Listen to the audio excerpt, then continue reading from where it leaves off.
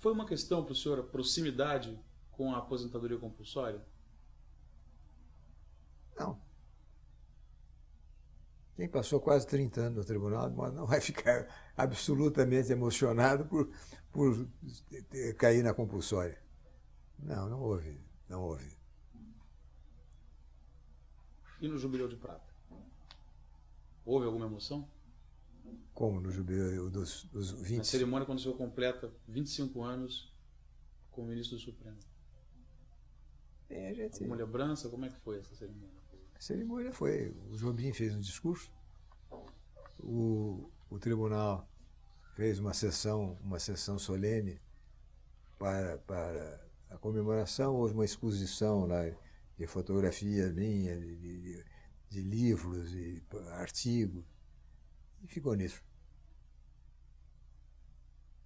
Agora era a primeira vez que se fazia, né? Pela primeira vez alguém completava 25 anos. Pelo menos que recebesse. Não, houve um ministro que foi nomeado aos 60, antes da expulsória, da compulsória. Foi nomeado aos 60 anos e morreu aos 90. E naquele tempo não havia. De modo que ele passou 30 anos. Mas é tal história, essa é imbatível. De acordo com o ministro Nelson Jobim, o senhor foi quem deu o nome, né, ao Instituto, o nome Repercussão Geral a esse instituto. Foi uma noite na casa do Jobim. Como é que foi? Foi uma noite em que o Jobim estava diante do computador e eu estava sentado às costas dele. E nós estávamos, então, imaginando justamente como seria uma proposta de uma espécie de arguição de relevância, sem, no entanto, adotar-se o nome arguição de relevância, que era um nome considerado como um nome que devia ser abolido do nosso ordenamento. Então, ficou procurando qual seria um nome a ser dado a esse instituto. E eu justamente sugeri a repercussão da questão federal. E o Jobim acolheu. Foi assim. Mas foi fora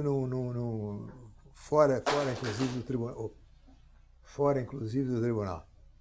Foi na casa do Jobim. Por que o nome relevância deveria ser abolido? Porque o Instituto da Arguição de Relevância foi muito combatido. Porque a arguição de relevância era uma válvula de escape. Foi justamente uma das tentativas do Supremo em ver se diminuía um pouco o trabalho dele. Não era, e tanto que foi acoimado muitas vezes, eu sustentei, aliás, quando no meu discurso de posse no Supremo, que devia haver arguição de relevância para tudo. Porque não era possível começar a se discutir uma questão de se o cachorro do vizinho morder o outro vizinho ou não. O Supremo não podia ficar com essas questiúnculas. Era uma corte que precisava só julgar coisas mais relevantes.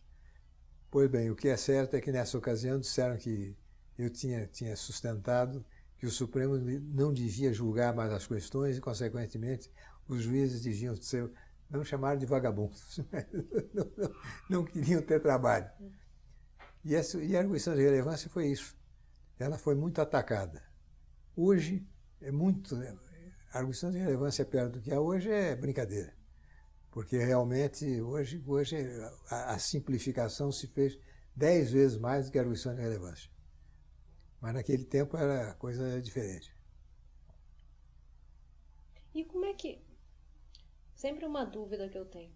Como é que como saber o que é relevante?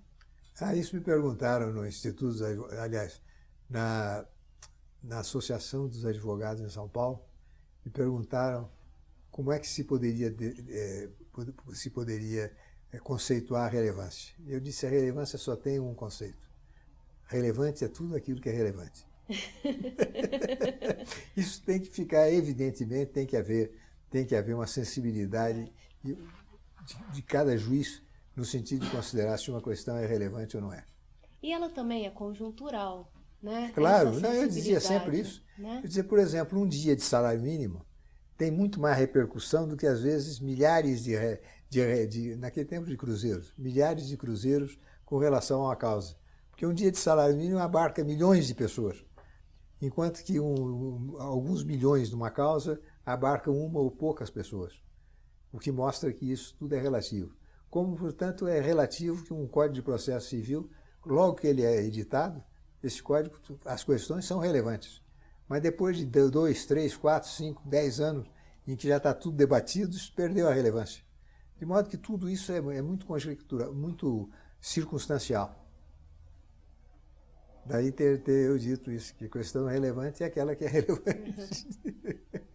Me lembrei de uma questão interessantíssima que, se eu não me engano, o senhor participou também do julgamento, que foi a questão da revisão dos expurgos inflacionários do FGTS.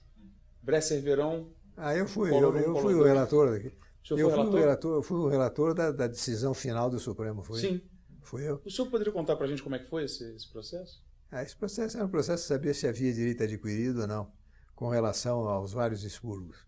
E eu entendi que havia direito adquirido com relação a uns e outros não havia direito adquirido. E que isso deu margem a que houvesse 600 e tantos mil processos que foram para o Supremo.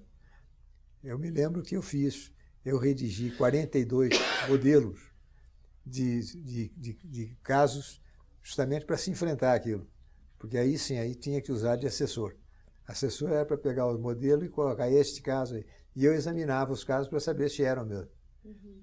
Mas a discussão toda foi essa. Foi uma discussão de saber se havia ou não direito adquirido e quais os casos em que havia direito adquirido e quais os casos que não havia. O senhor tem memória de como foram os membros da discussão jurídica, em quais casos que havia, em quais não que me não lembro, havia? Não me lembro, porque era muita coisinha. E como que o senhor decidiu a questão? Eu decidi a questão dessa forma. Uns tem, outros não tem. Considerando que com relação a uns havia direito adquirido, com relação a outros não havia. E, consequentemente, com base nisso, se dava ou negava esse provimento ao recurso extraordinário. E o seu voto foi o vencedor? Foi o vencedor. Foi unânime? Não.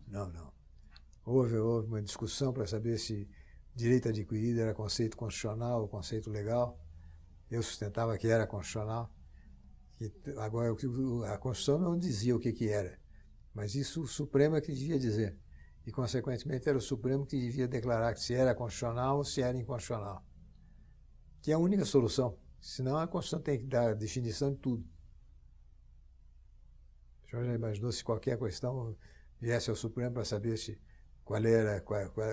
se aquilo é constitucional, se não é constitucional, seria um Deus nos acuda, com relação a qualquer daqueles conceitos não, daquelas ideias que estão na Constituição.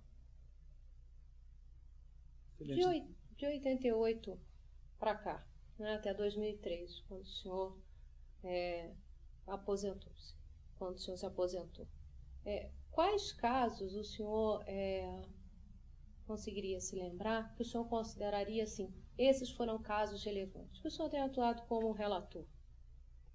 Olha, eu confesso à senhora que aos 80 anos, praticamente, a gente já não tem... É tanta questão que... Mas assim, uns 3 só. Assim, se o senhor tivesse que falar assim, esses foram 3 casos que realmente me marcaram muito ao longo da minha... Não, eu já salientei aquele da Constituição Estadual. Uhum. Sim. Como também o caso do Jumbo e do Disco com relação ao problema das tratativas. Sim. Mais um, então. Mais um problema de enfiteuse, por exemplo. Isso foi um problema que foi um problema sério sobre a enfiteuse, que dizia respeito à circunstância de ser ela, haver ou não a inconstitucionalidade de uma norma que afastasse a enfiteuse, para saber se a enfiteuse gerava ou não direito adquirido. Uhum.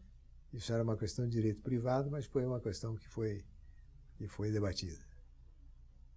Entendo. Ministro, deixa eu lhe fazer uma pergunta. Não necessariamente estamos acabando o período no Supremo, mas como foi o primeiro dia do senhor fora do Supremo? Sem mais ser ministro do Supremo.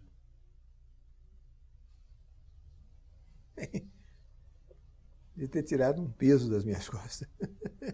Sim, porque só pensar que não tinha mais milhares de processos, e muitos deles importantes, para julgar, é um peso que a gente tem. De modo que, sob certo aspecto, até um alívio. Depois de passar quase 30 anos no tribunal e ter trabalhado quase 30 anos monstruosamente no sentido de monumentalmente, de exageradamente,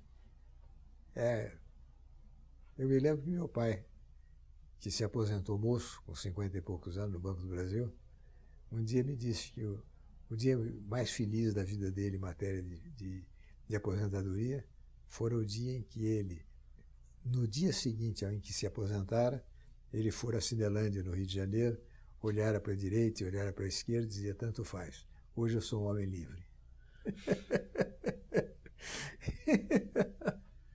E o senhor continuou na ativa de alguma forma, advogando? Ou não, eu tenho dado alguns pareceres de direito privado somente. Só direito privado? Só direito privado. Direito público eu me aposentei definitivamente, entrei em recesso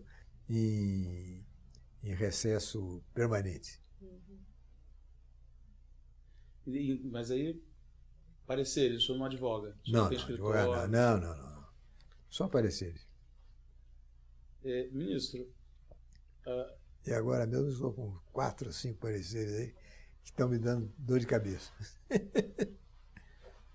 Então, o senhor poderia dizer que o senhor tem saudade, alguma boa lembrança? Não, é claro, a gente tem saudade dos colegas, enfim, do próprio trabalho. Isso a gente tem, isso é natural. Mas um sentimento geral de alívio. Naquela época. Agora não, porque já passou tanto tempo que não há mais por que aliviar-se. Eu me lembro, inclusive, que na véspera da aposentadoria me chegou para servir de relator um processo penal que é mais ou menos desta altura, os vários volumes. E eu dei um sorriso interno e disse, bem, eu não tenho mais nada com isso. O meu sucessor é que vai ter. O Joaquim Barbosa. Eu ia fazer essa pergunta. Foi emocionante um aluno seu sucedê-lo? Mas eu já tinha tido antes. Mas aí sucedendo. Né? Isso. Entrando na sua vaga deve pelo menos um sentimento de orgulho, assim. Eu fui um bom professor. Não? Até porque pode ser que a minha avaliação não seja tão boa quanto a dele.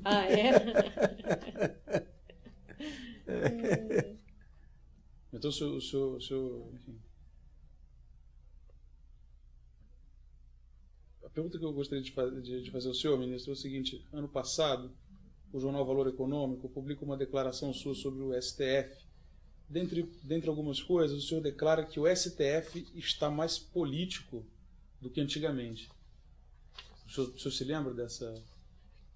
não me lembro, assim, é tanta coisa que a gente diz. Mas o senhor concordaria com essa declaração? Não é mais político. O que acontece é justamente isso. É que há como se diz que há uma politização da jurisdição, haveria na política uma forma de jurisdicional. Isso é... Agora eu não me lembro de ter dito isso. Posso ter dito. Mas isso é... Mas é uma afirmação com a qual o senhor concordaria? Que o Supremo está mais político do que na época que o senhor era ministro? O que acontece justamente, o problema não é só de política. O que acontece é que as questões têm sido... Tendo em vista que diminuíram as questões, e as questões têm sido mais relevantes no terreno, inclusive político,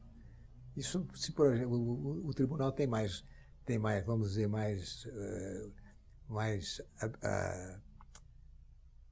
é mais focalizado do que era anteriormente, quando era um tribunal mais fechado. Nesse ponto, eu acho que o fato de estarmos vivendo um momento democrático, né, onde o Supremo, com a Constituição de 88, passa a ter um papel mais importante do que teria ou não? Mas a senhora veja que eu, por exemplo, participei do Supremo Isso. de 88 até 2003. Uhum. De modo que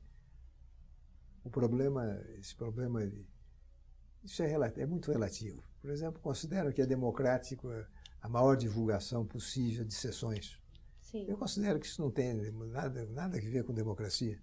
O que é democrático é sair uma decisão devidamente fundamentada, para que a pessoa saiba por que ela foi condenada e qual o recurso que ela deve utilizar-se.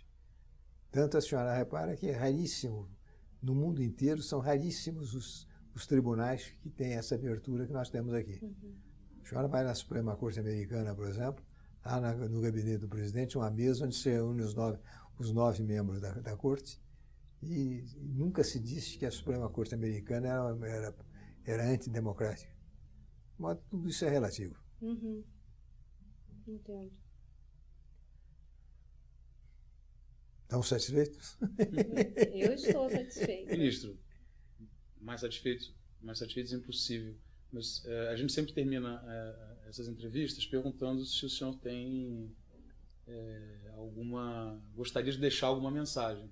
Ou se deixamos, de repente, de perguntar alguma coisa importante que eu gostaria de deixar registrada. Eu confesso que depois desse interrogatório que eu tive desde as 2 horas até agora, é difícil dizer que alguma questão de que eu me lembro e não tenha sido aventada. E o que eu tenho a dizer é justamente isso, é que é uma iniciativa que é interessante, tendo em vista a circunstância de que essa memória ela se esvai no tempo se não houver justamente um meio de preservá-la como os senhores têm para essa preservação. Tá. Nós agradecemos muito. Muito obrigada. Muito obrigado, ministro.